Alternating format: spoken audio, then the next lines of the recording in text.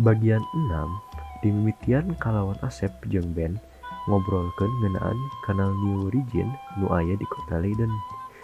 Bari tumpak kapal, urang tiasa ningali saeureum kahadian di kanal eta. Asep nyaritakeun yen yayasan Tegenbelt anu ngondang manehna ka Leiden. Nyaeta yayasan anu ngayakeun proyek di Op de Mur atawa Walpoms. Yayasan eta kasebut ngagaduhan pancen nyerat puisi saban mawakil nagara nu diserat di hiji wangunan anu strategis di kota Leiden. Carita diteruskeun ku Asep jeung Ben ngulilingan kota Leiden tumpak sapeda.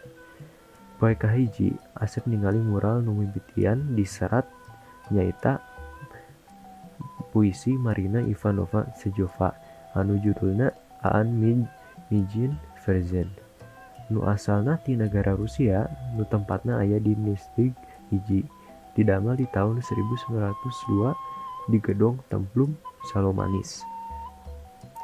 Poe kadua tepati spesial sabab manehna ngan mendakan puisi kakoncara ti William Shakespeare.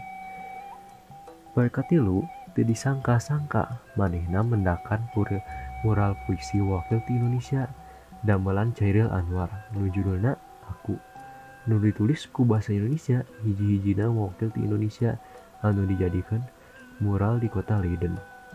Manehna ngarasa katara reueus jeung bungahna ningali eta mural wakil ti Indonesia nu sejenna mah make basa Arab, Cina, Jepang, Turki, Maroko, Portugis, oge Suriname, ngan lolobana make basa Inggris. Diwanci babarengan kepikiran ku Asep ngebayangkeun saupama sumping kota Leiden babarengan jeung Lis. Pastina kalawan namina jeung buahna. Sabab Lis profesor sastra jeung oge mikawenoh pisan wewakan Leiden. Ku kituna kapikiran ku Asep ngirim foto manehna dicaket mural Chairil Anwar ka Lis. Ngan diwanci eta oge Asep narima foto ti Lis jeung mural nu sami.